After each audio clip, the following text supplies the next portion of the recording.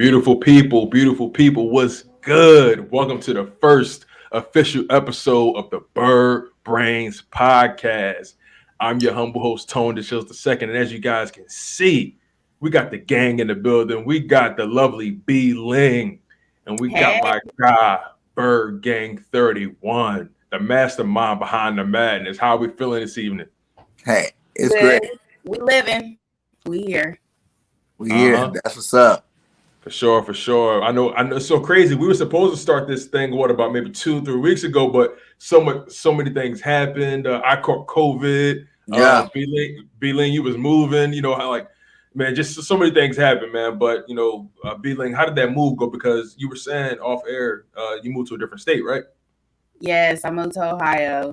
So I'm from West Virginia. Okay, shout out to the WV. Yeah. It was hectic. It was fast.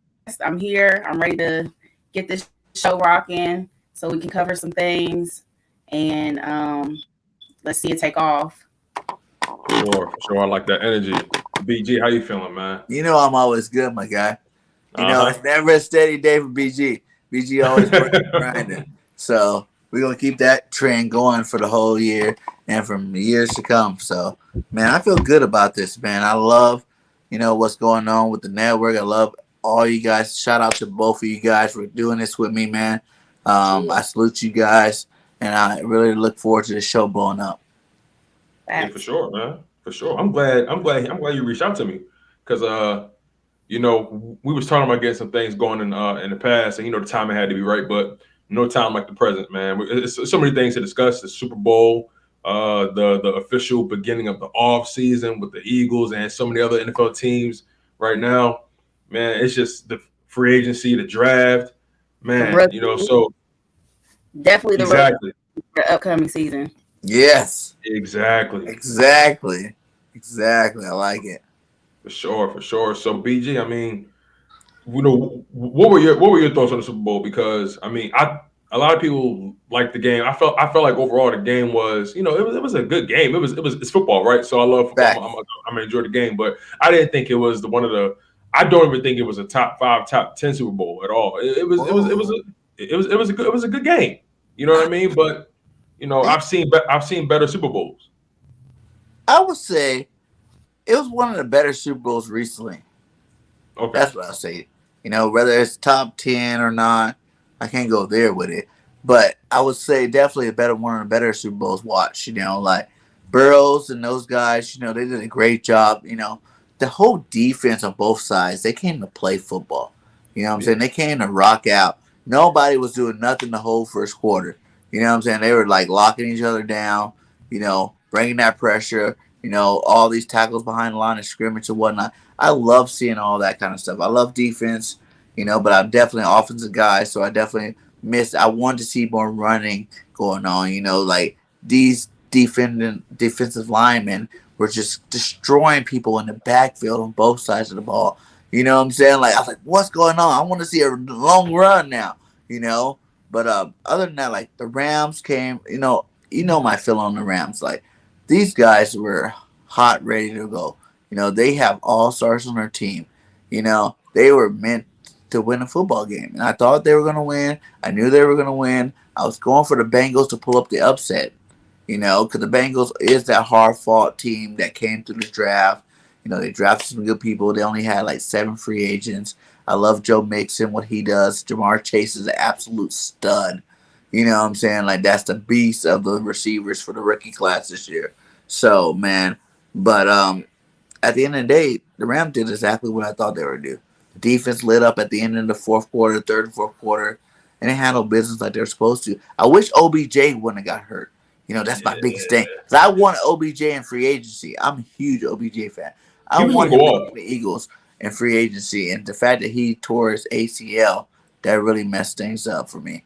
You know what I'm saying? Like that was, I was like, man, OBJ's out. He's not even gonna be back till like December next year. So I guess it's not the free agent I want to get in the off season. Yeah, it was that injury definitely changed the dynamic of that game. Because he clearly was trending to take over that game.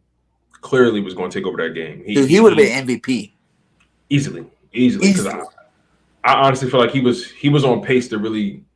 Man, it's a shame. It's a shame. But until we get Ling back, she buffering a little bit.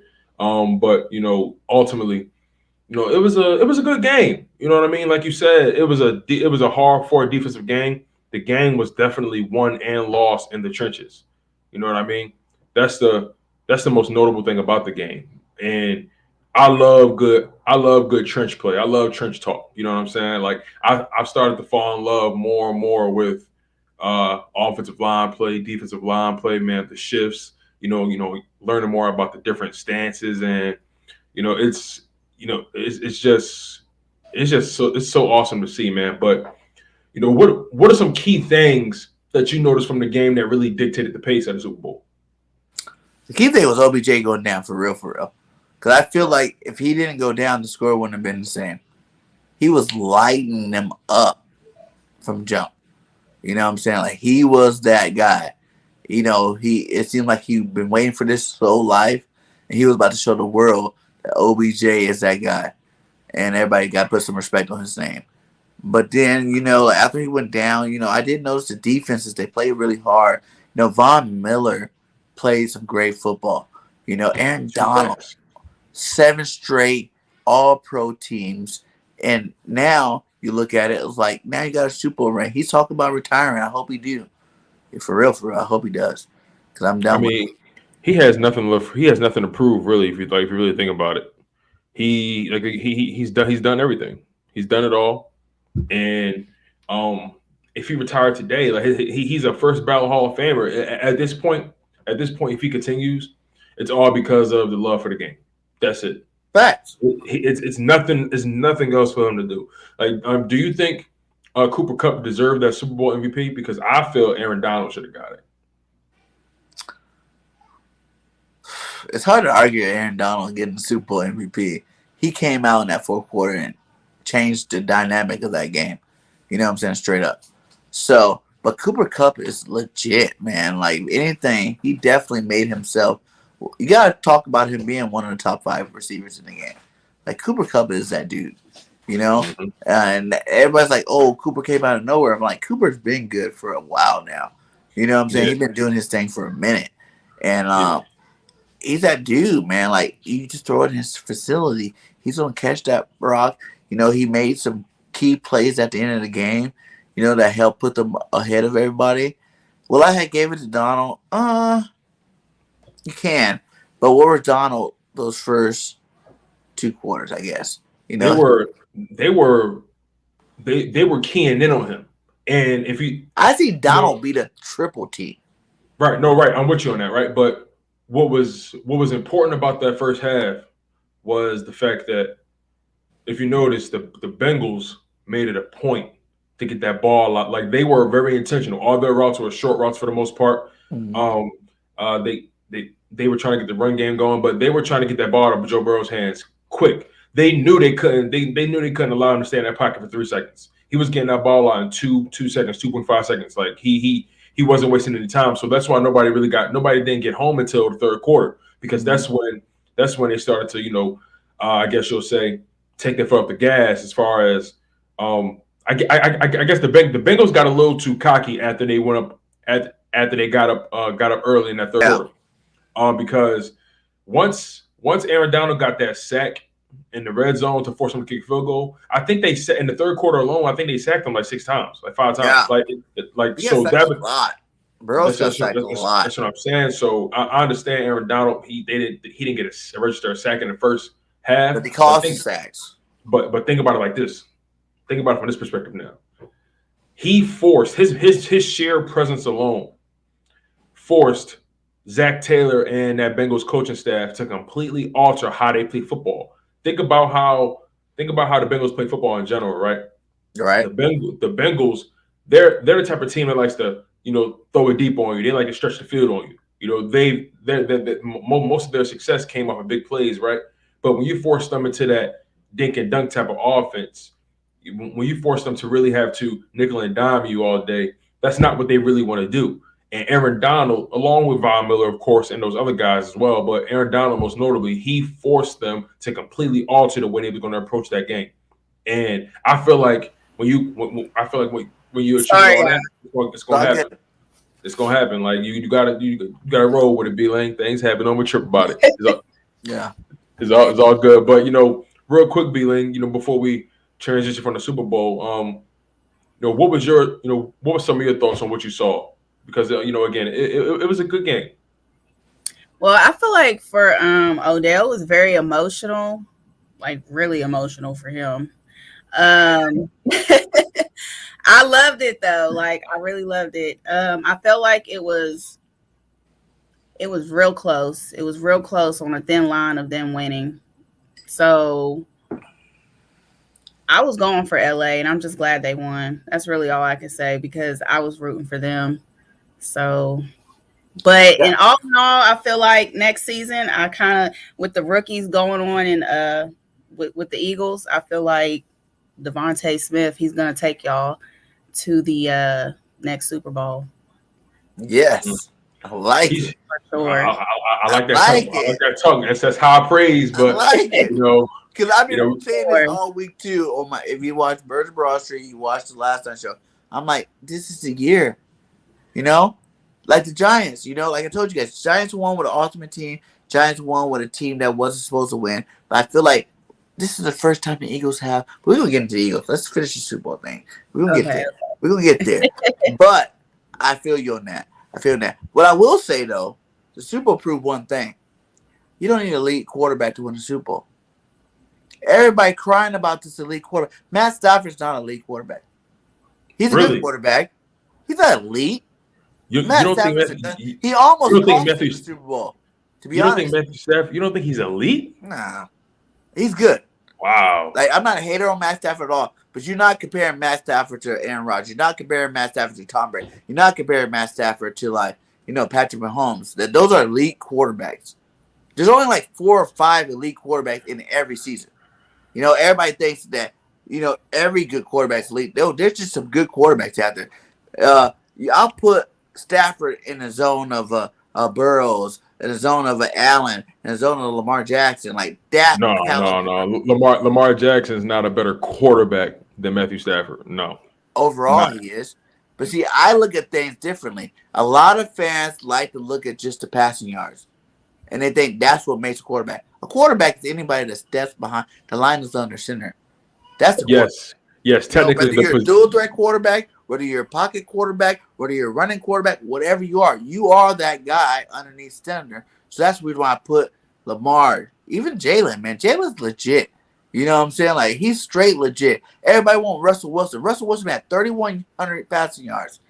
He had 25 touchdowns, and what he had 12 interceptions. Right? Jalen Hurts. Listen, Jalen Hurts had 3,100 yards. So the exact same number as Russ, right? Russ had 25 touchdowns passing with 12 interceptions. Jalen had 16 touchdowns with 9 interceptions. But Jalen also had 800 more yards rushing and 10 more touchdowns, which makes him a better quarterback overall because he produced more than Russ Wilson did. And Russ had a better team. He had better targets. Let's kind of before you continue, because you kind of going off the deep end real quick. When it comes to Russell Wilson last year in particular, he missed like 4, 5, 6 games due to he ran 4 games. Four games, which matters. Jalen missed how many games?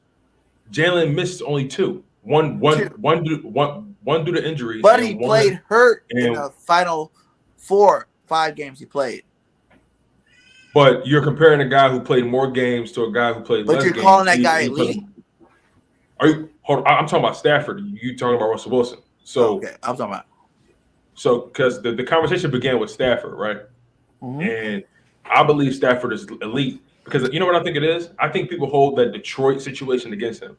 When in reality, he was lighting it up. They had no defense, no running game. He still threw picks. He's a gunslinger, just like Brett Favre. Of course. He's a gunslinger. So he threw a lot of picks too. Stafford threw 2 picks in the Super Bowl. 2. One of the picks wasn't his fault. But he threw 2. No, he did. He did. But the same way how we say certain things not Jalen's fault, we got to acknowledge that wasn't his fault either. I get it. But it's not nothing bad with regardless, that. Like, I'm not saying Stafford's crap. He's a good quarterback. But in terms of elite, when you put the elite title on it, he's better than good. I'll bend and say he's not elite, but he's better than good.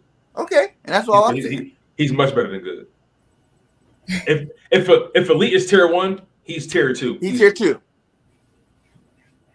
But anyway. But everybody can. We get to that Eagle talk. Yeah. You know what I'm saying? Like, everybody compares Jalen to the elites. That's not fair to him right now. But all right, I thought about this. What do you rate Russ? Where I rate Russ? If I'm being completely honest, I feel okay. You said elite is Tom Brady retired, so he's not. We can't even talk about him no more. That's so sad. Which it is sad. Titan Anderson, what's up, my guy? But elite, if we're gonna say elite, okay, if Aaron Rodgers is elite, if Pat Mahomes is elite, who else is as elite as them?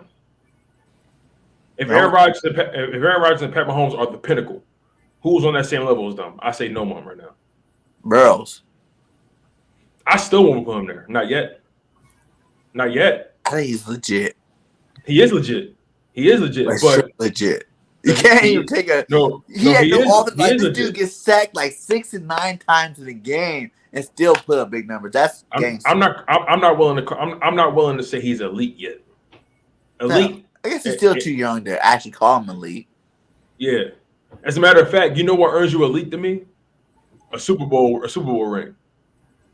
That makes you elite to me.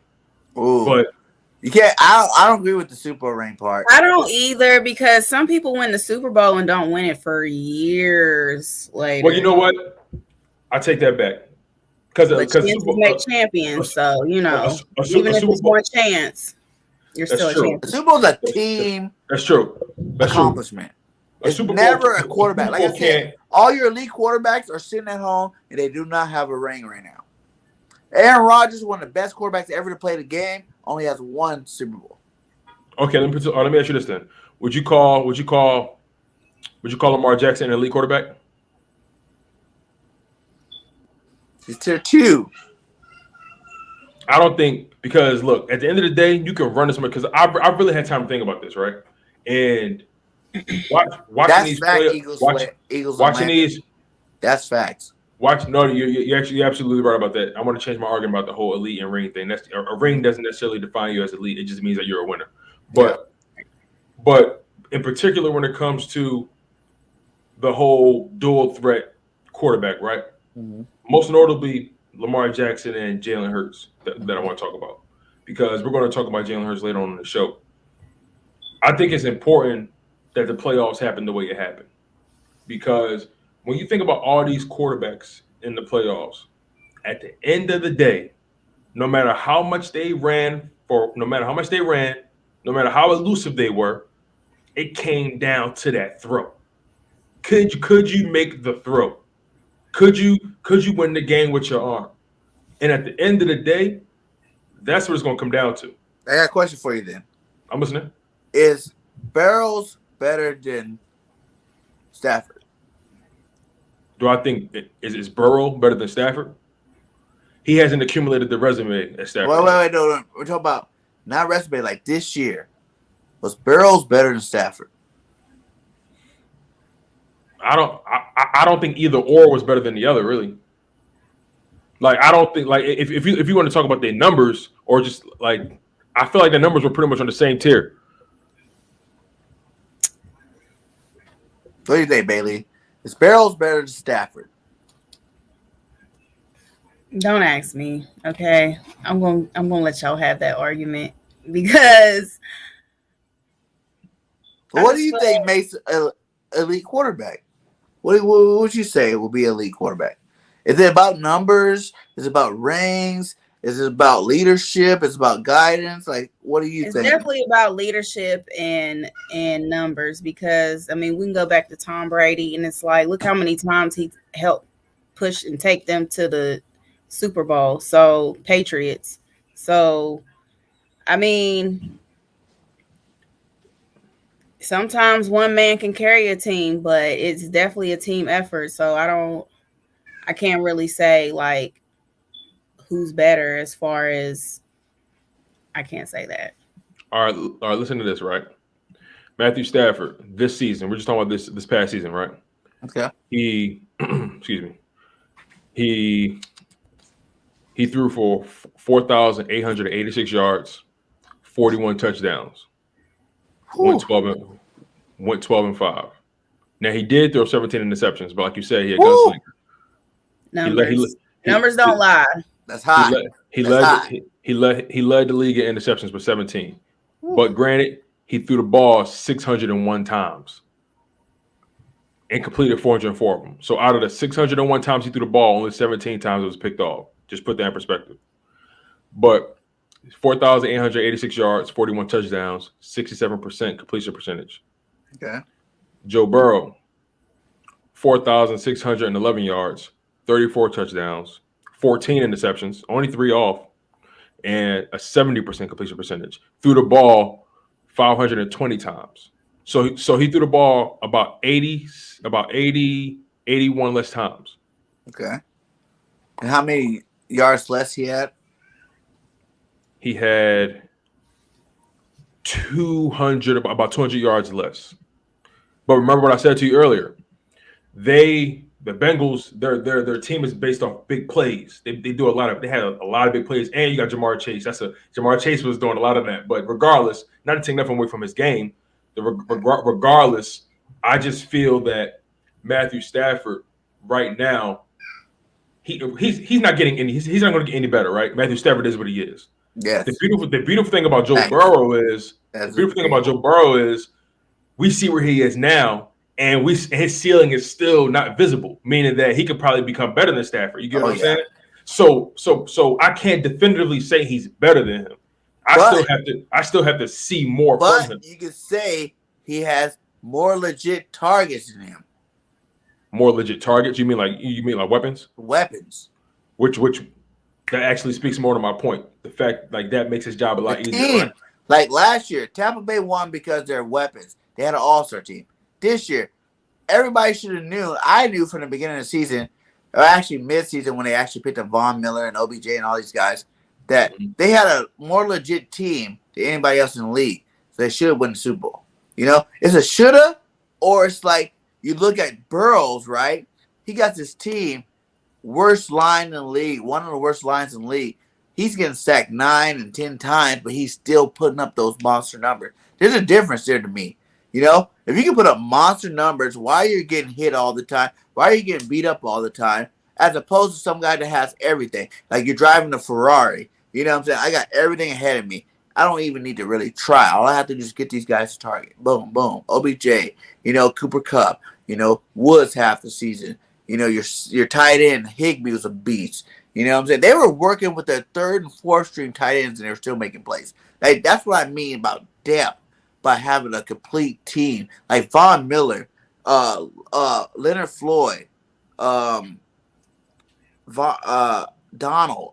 all these guys are beasts. You know what I'm saying? Like they're beasts on that defensive line. So it's like for me, if you can do better, just about the same with less, that makes you a better player to me.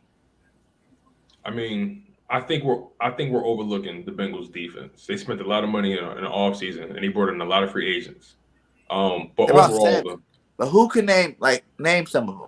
Like Jesse Bates, and he's not a elite player. No, yes he is. Yes, he is. He's not elite. Jesse Bates is like a top 5 safety in his NFL. Like Jesse Bates is legit. Like he's legit, but he's not elite because he still has to put his name on it. What does this word mean to you? I'm trying to understand. Like Aaron Donald, right? Aaron Donald's 7-time All-Pro. 7-time All-Pro. That's elite. Von Miller, at least 3 or 4-time All-Pro at least. You know what I'm saying? Like Von Miller's been that dude. Let's talk about safeties though. Leonard Floyd. There's not many safeties you can name. Patrick Ramsey. Ramsey's a beast. The best cornerback in the league. Weddle from, you know, the Ravens, beast, all pro, pro bowler. You know what I'm saying? Like these guys got beasts on their defense. You know what I'm saying? Like household names. Weddle didn't do anything. Like when they brought him back, he played one hit game. the ball in the Super Bowl. No, he didn't. Did he pick a ball? No. Weddle went out with a shoulder injury and was done for the rest of the game. No, he was playing. Weddle had a sling on. They literally at the end of the game. What I'm telling you, Weddle. I forgot who he tackled, but he tackled somebody, and then that showed. I remember when he got hurt, but I remember making plays too during the game. Weddle didn't, and not. I mean, look. The bottom line is though, Jesse Bates deserves way more respect than that. Like Jesse Bates caught an interception in the Super Bowl. Like Ramsey did get burned though, that's for sure. But that second burn you can't really put on Ramsey. That was a offensive pass interference. Yeah, without a doubt.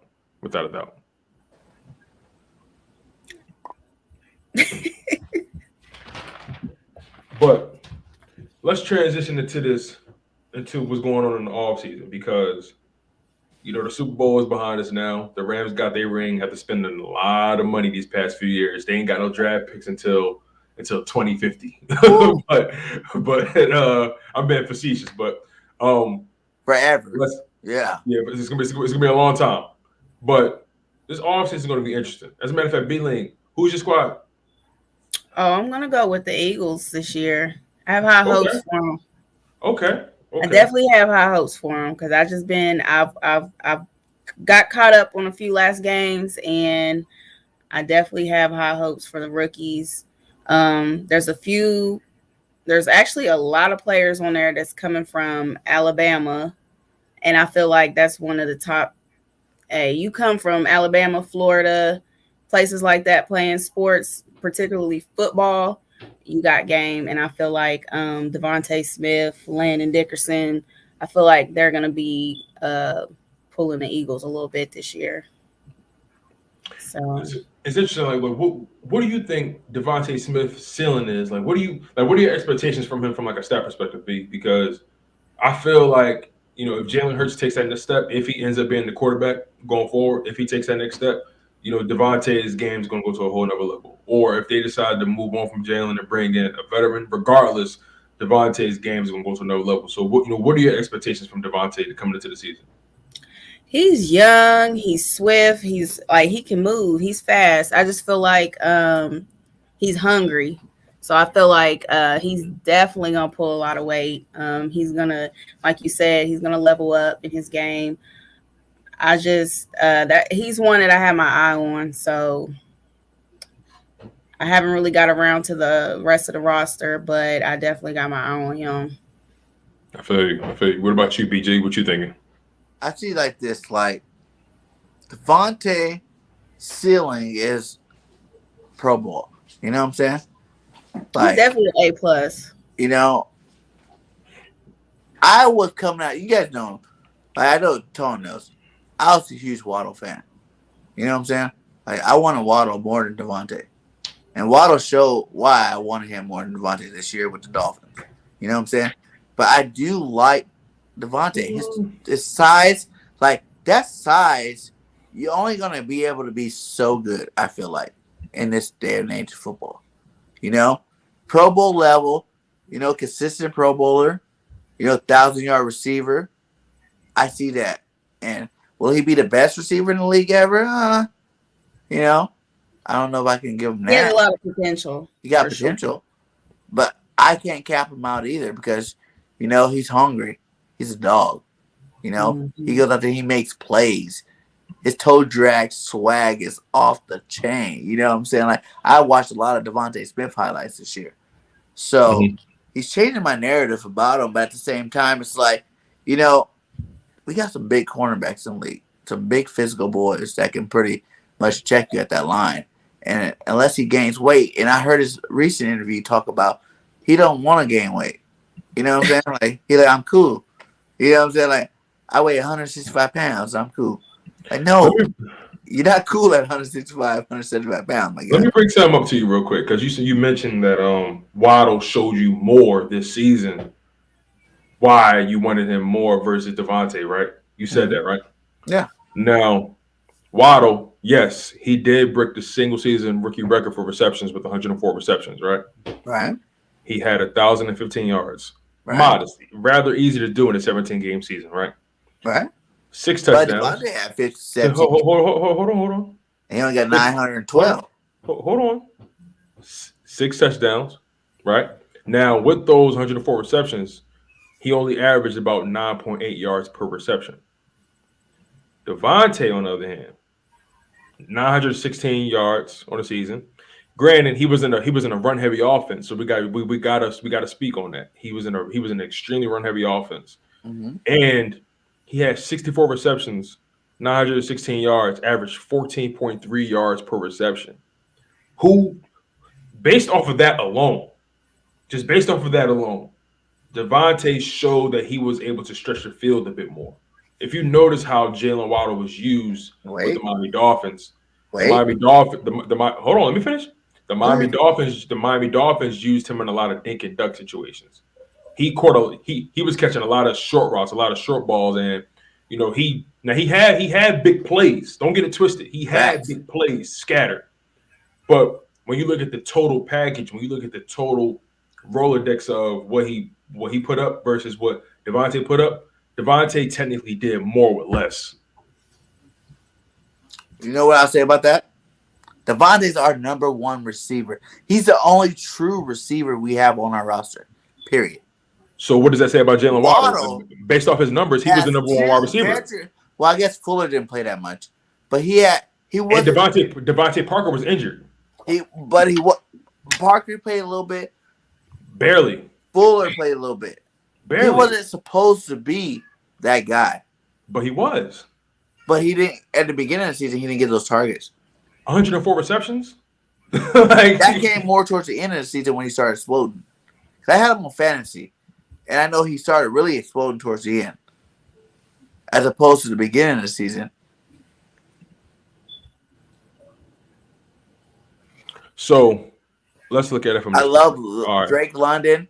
If we get Drake London, I'm a USC guy, Cali for life. I will love him. All right, so let's look at it like this. All right, Jalen Waddle. Jalen Waddle, week 1, 4 receptions. Week 2, 6 receptions. Week 3, 12 receptions. Week 4, 3 receptions. Week 5, 2 receptions. Week 6, 10 receptions. Week 7, 7 receptions. So far, he getting a lot of looks to me. 4, 3, 2. That's not a lot of looks. 4. What's Devontae first? Because remember, we start passing the ball first. We were all mad that we weren't running the ball the first 6 games. So go ahead and go over the 6 to 7 games for Devontae. Devontae had more targets. Okay. You know what? Let's go by the targets then, rather than the receptions. The targets are probably tell the story a little better. Either way. Okay. So week one, Jalen Waddle had 5 targets, 4 receptions. Week 1, Jalen had 8 targets, 6 receptions. Right? Now, week 2, Waddle had 8 targets, 6 receptions. Week 2, Devontae had 7 targets, 2 receptions. Week 3, Waddle had 13 targets, 12 receptions. Devontae, 6 targets, 3 receptions. I can keep going, but it'll take too long. The bottom line is though, when you look at their targets to their receptions and just the overall opportunities, the overall amount of balls they caught, Devontae technically did more with less. Technically. Right. Wow, way more explosive, regardless of what you say, in terms of receptions or whatever. That sounds like it. Why do you think Waddle got drafted first? Why do you think Waddle got drafted over Devontae? I'm not saying because Devontae. I'm not saying Devontae's bad. I love having Devontae Smith.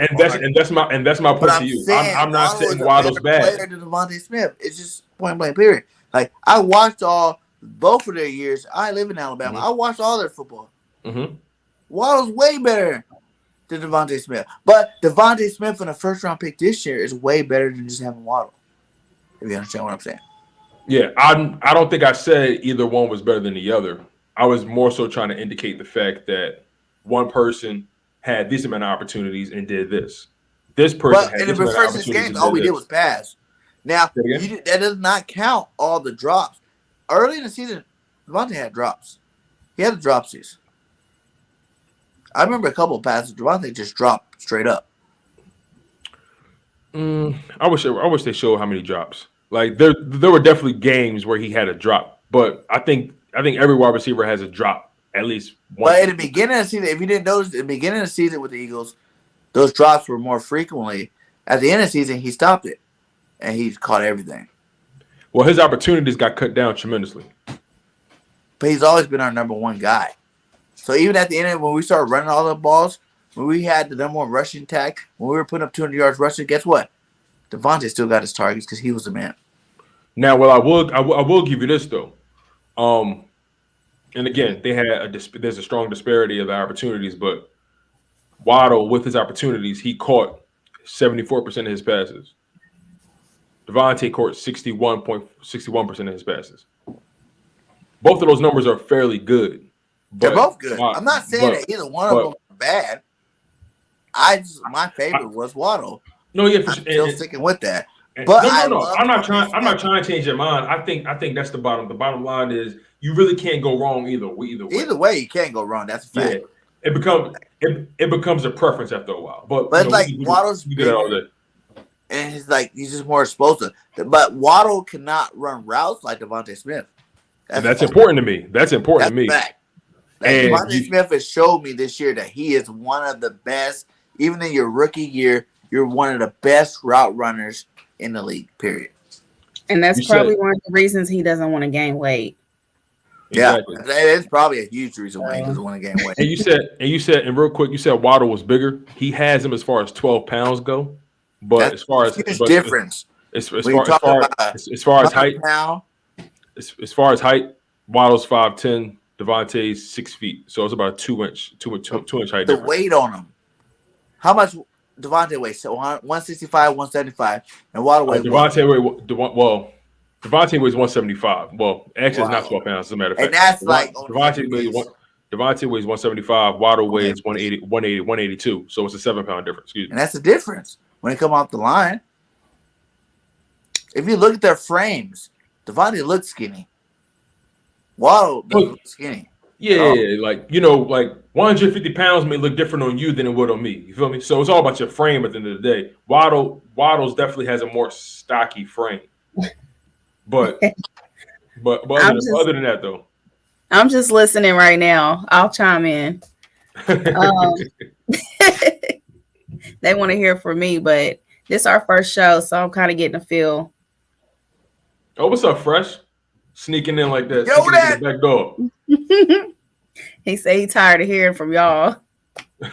Fresh sneaking into the back door. That's how it gets with these shows. That's what we got you. You star, Bailey. No matter what we got, you star. You know what I'm saying? Hey. The guys want to hear from the girls all the time. Well, Ling, that's because BIRDGANG argumentative, so he'll. I would argue every point just to do it. Like for real, I don't really care.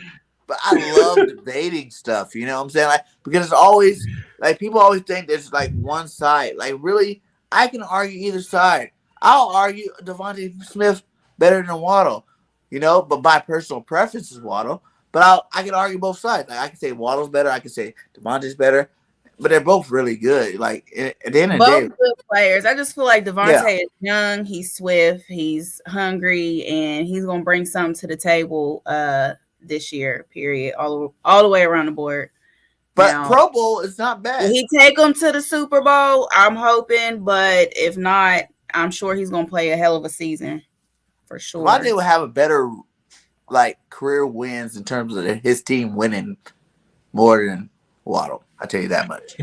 As long as he's on the Miami Dolphins, hell yeah. I tell you that much. Man, but let's talk about this off season.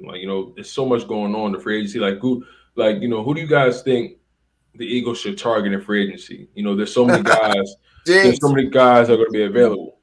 Von Miller's going to be available. Allen Robinson, wide receiver. Matter of fact, what do you guys think is the most significant need for the Philadelphia Eagles going into the offseason? Want me to go? All right. I would tell you straight up, it's receiver. Straight up. Linebacker, receiver. You wasn't lying. You wasn't lying. You really are an offensive guy, huh? I played running back all the way up to semi-pro, my guy. Like, I'm an offensive guy, mine at first. But I would say linebackers are close. It's like 1A, 1B is receiver, linebacker. Period. But I feel like receiver can get fixed in free agency coming up in March. Linebacker, we need to wait till the draft for that. Yeah. I feel like wide receivers. I love those guys. Those linebackers, those top 4 linebackers that are in the draft, definitely the top 3, but there's 4 good ones. But those top 3, man, I would take 2 of them if I was Howie. I feel that. For real. Like, they're that legit. Christian Harris is a beast. You know what I'm saying? Lloyd is a beast. Dean is a beast. He's won a Super Bowl. I mean, not Super Bowl, though. A national championship. You know what I'm saying? Yeah. Like, those guys are legit linebackers. Like, we need legit players. Like, I'm just tired of the Eagles being the team that's trying to develop them. But we're not developing nobody really special. You know, we're developing good players, but we're not developing game changers, playmakers. You know, you see what happened with Dallas when they drafted Parsons, right? All of a sudden now, Parsons is like the best linebacker in the league. You know what I'm saying? Yeah. That young talent, fast, quick, active. We need those linebackers on our team. You know? And like everybody hates on JG, right? And I did a lot of studying this year. And I realized one thing. If we had linebackers, JG defense wouldn't have been so bad. I'll say another thing about that. I know you said linebacker, wide receiver is paramount to you, 1A, 1B. Uh-huh. I'll actually say edge rush.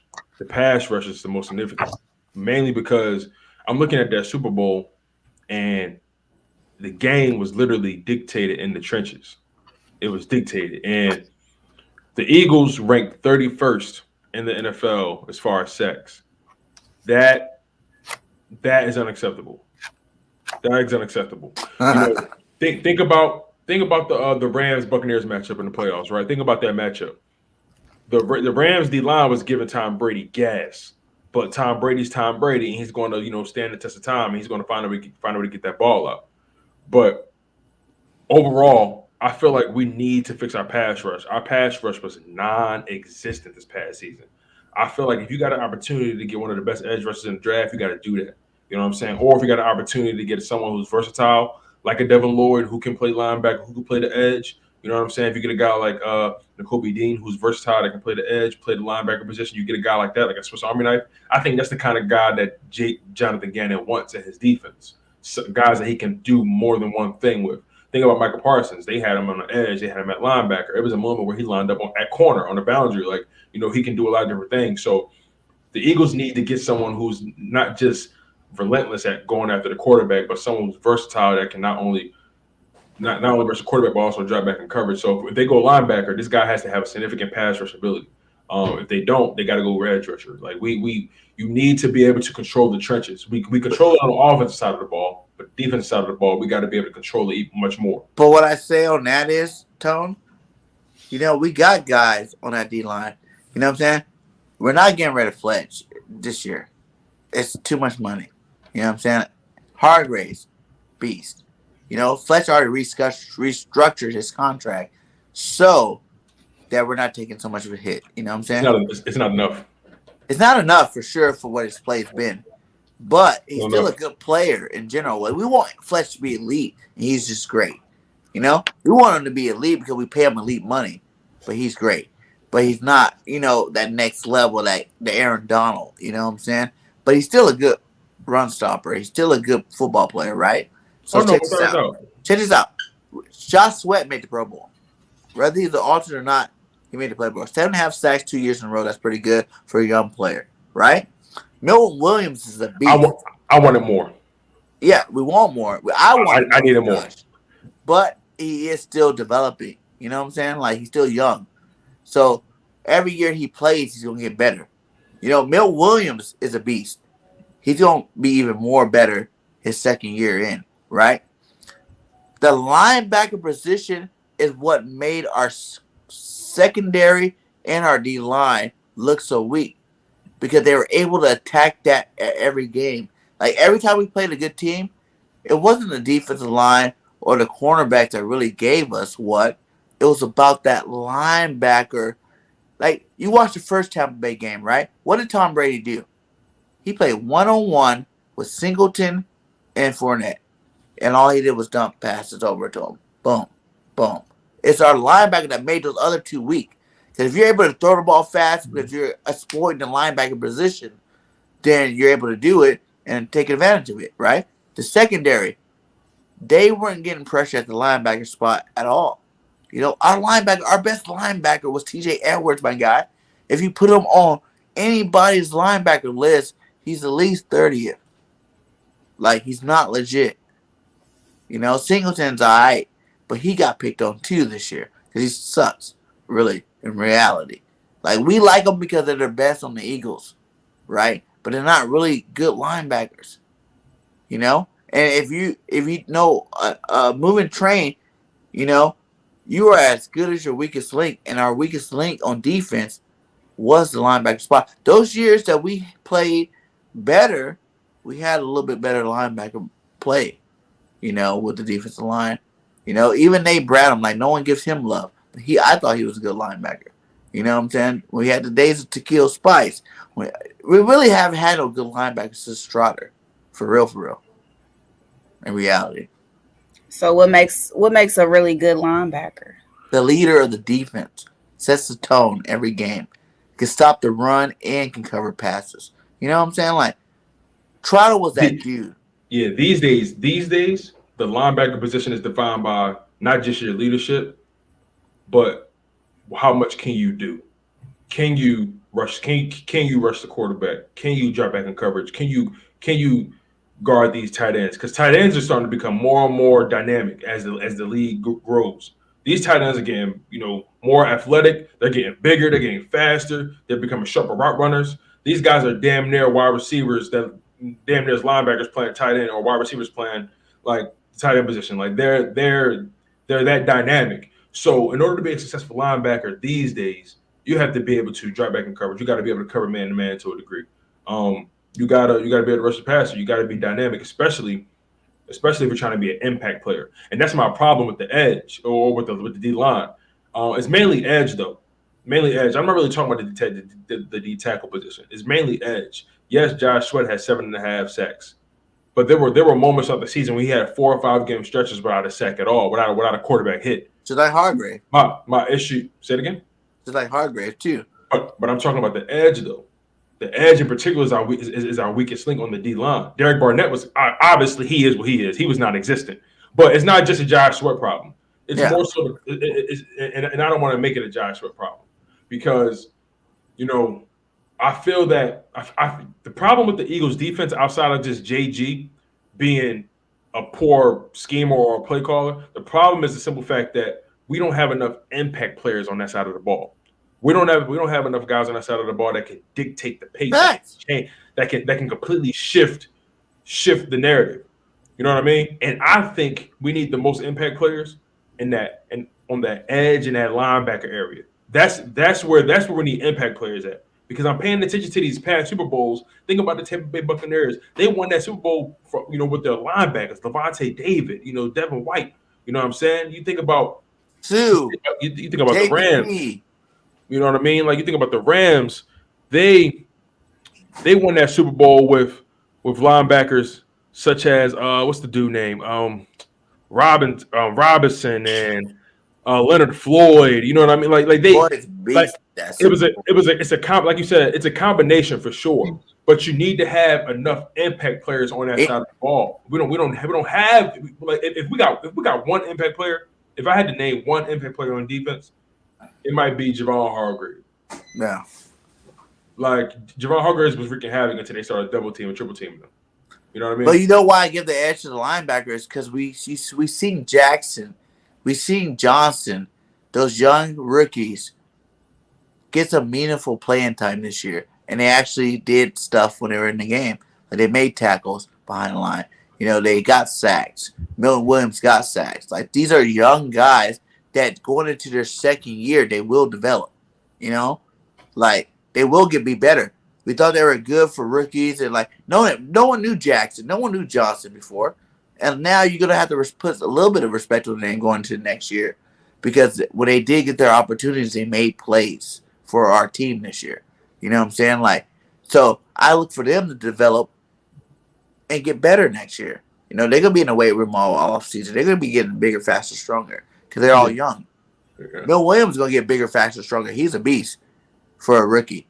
You know what I'm saying? Like, these are young defensive linemen that are definitely getting better into their second year. Plus, we still got the veterans we have. Don't get me wrong. I do want to go get some veteran DN like Chandler Jones, you know, for instance. Let's go get some veteran leadership over there to help put on this line. But I feel like our linebacker position is the weakest.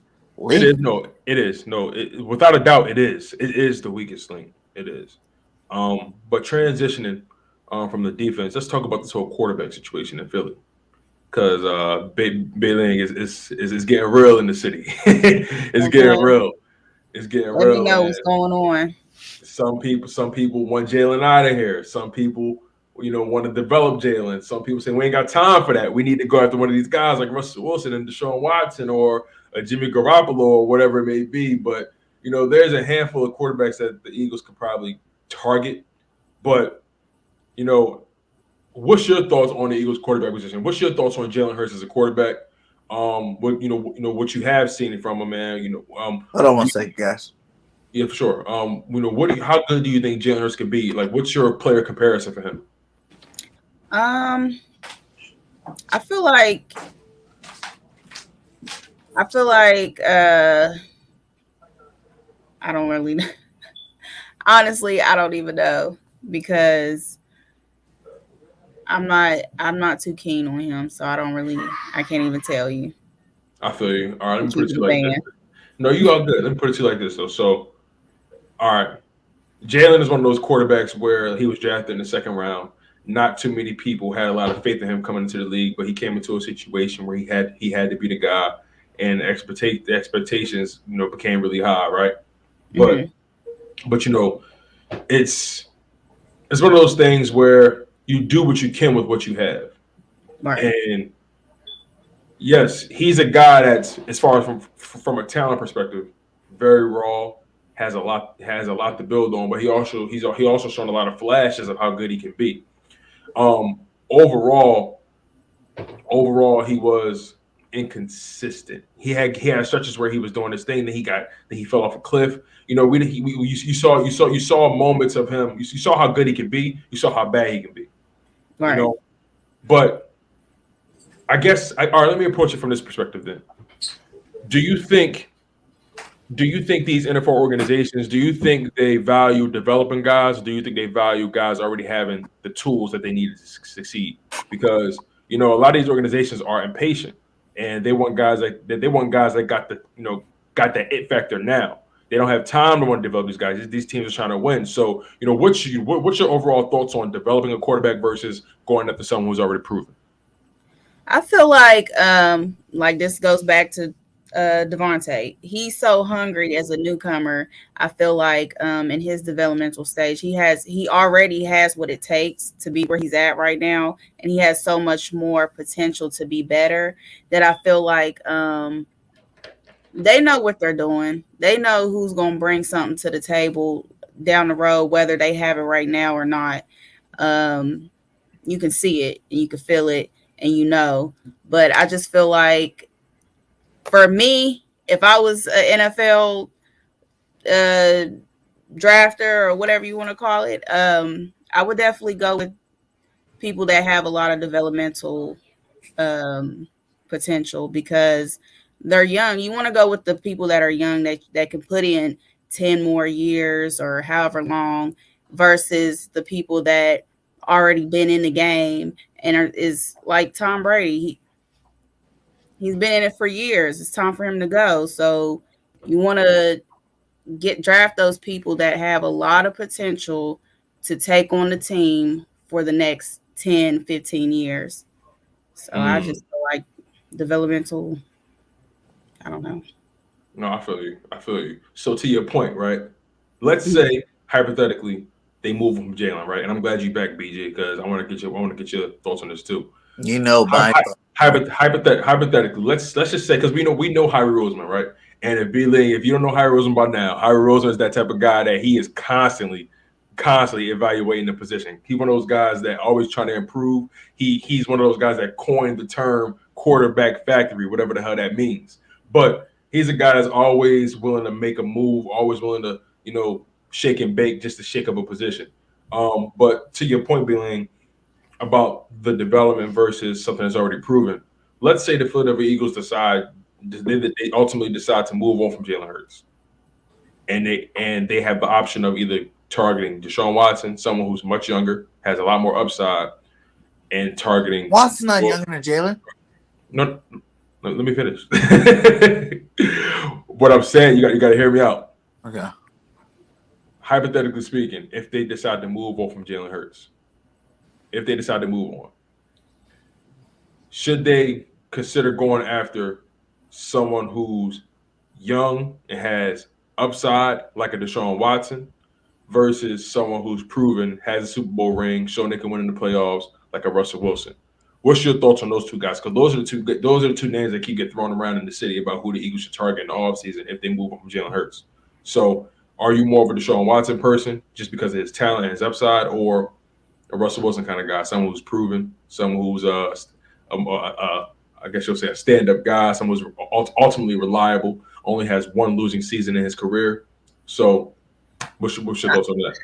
I mean, if that's what you're going for as far as trying to win the fast way, then yeah, of course you want to go towards the person that's already developed, but you also want to think about how many more years to come as far as their youth, their health, their strength. Like I think like long term. So I guess I'm more towards let's develop this person to be the best and keep it going over the years versus someone who's about to probably retire soon. And then what? Understood. What about you, BJ?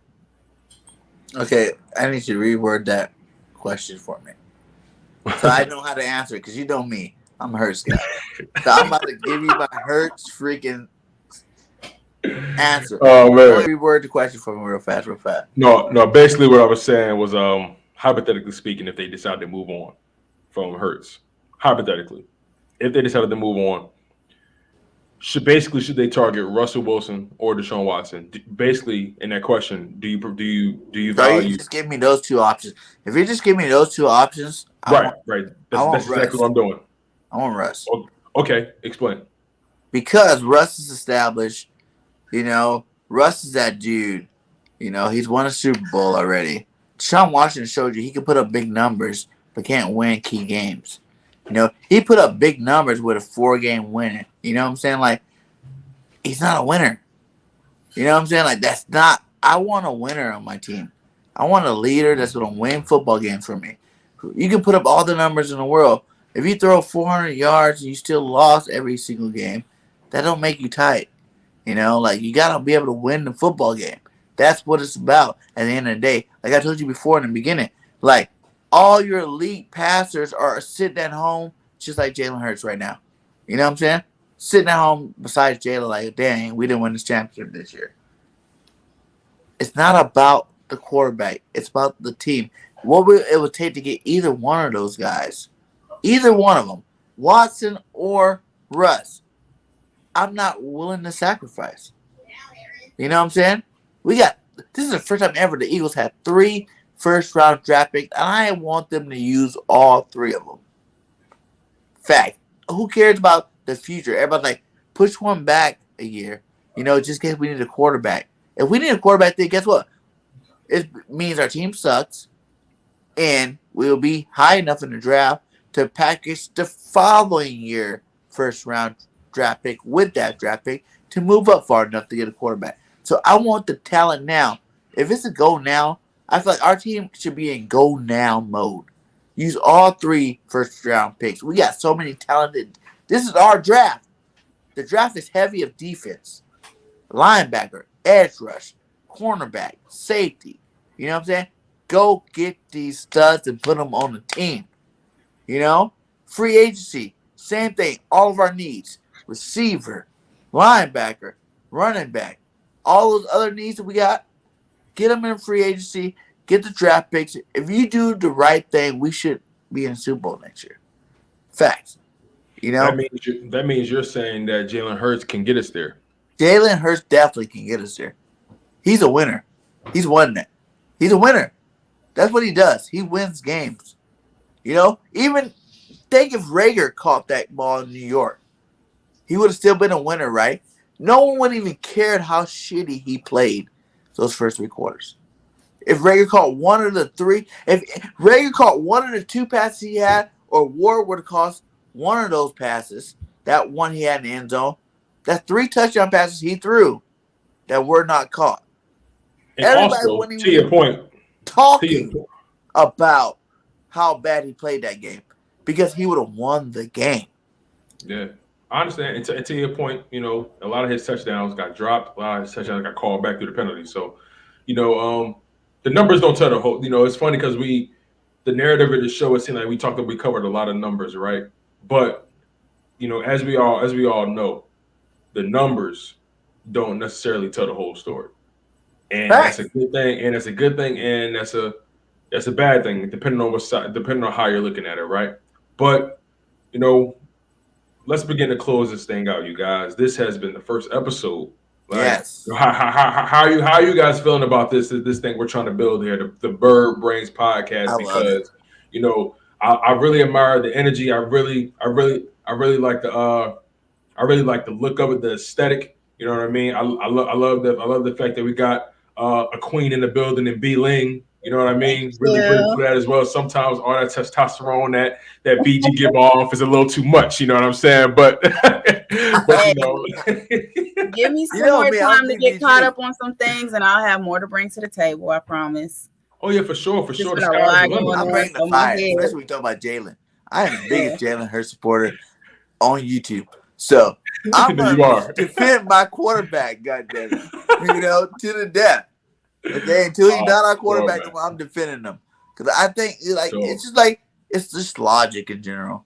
Like, how can you say a guy that was a Pro Bowl alternate, that was Toyota Player of the Year, that threw for over 3,000 yards, that almost had 1,000-yard rushing, 26 touchdowns, just like everybody else?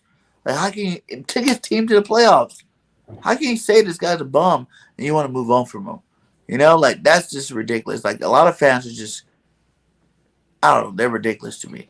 Like, how do you not want him as your quarterback? It's a question. He's only 23. When did you stop growing, Tone? You know what I'm saying? Like, as a person, or you know, not mentally, because we're always growing mentally. Yeah, exactly. Mentally, you know, as far as height goes, I've been 6 feet for the past several years, so I ain't go past that. But no, but I get what you're saying though. You know, I'm about 60. I'm about 55-45 on the situation. I'm about 55%. You know, rock out with Jalen. 45%. You know, we need to think about considering some of these veterans. But I'm more so what you would have to get to these guys. Oh no, not part of for our overall. No, of course. Like forget the quarterback position at all. Like forget the quarterback position. Are you adding in like? Why would you give up any of these 3 first-round picks? Why would you give up any of the money that we have? Jalen's going to be cheap for another 2 years. I mean, 2 years from now, we can build that was my whole team. That was my whole argument. To your point, that was my whole basis for sticking with Jalen. It's not even really about him. It's more so about the team, right? Because Jalen still has to show me more.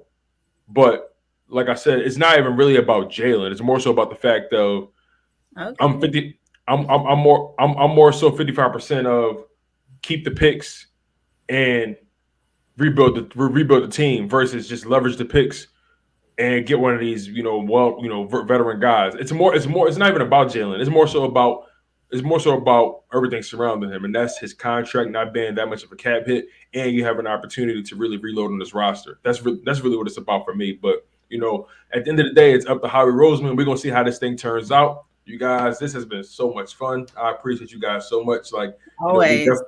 We appreciate you, Tone. You the man. Okay. Hey, listen, I do my best. I do You my the best. man. You know, the content is nothing without the people. First and foremost, and I'm just Facts. humbled to be around people You that's guys are like the man. minded. Shout out to 20 still in chat. Much love Sure. to all you guys, man. Sure. Make sure you hit that like and subscribe to all of our channels and the network chat. We just went over 200. You know what I'm saying? I know it's small numbers, whatnot, but we are definitely growing with the new additions that we're making to the network. And Bay League is one another, additions that we made to the network, man. And we're definitely going to do what we can to become the best sports network on YouTube. So you guys get in now, get with us now, get with us later. No matter what, you're gonna get with us. So holla at us. For sure. Appreciate you guys. Y'all Thanks for inviting me. I'm glad to be a part of it. So I'm here. For sure. And the sky's only the view, you guys. Man, let's just close this thing out. I'm your humble host, Tone the Show's the second. As y'all can see, my man BG31, the amazing B Ling. You guys were locked in on the Brainz Podcast. Make sure y'all double back, like, comment, and subscribe. And we out of here, you guys. Let's fly, Eagles fly. We out. Peace.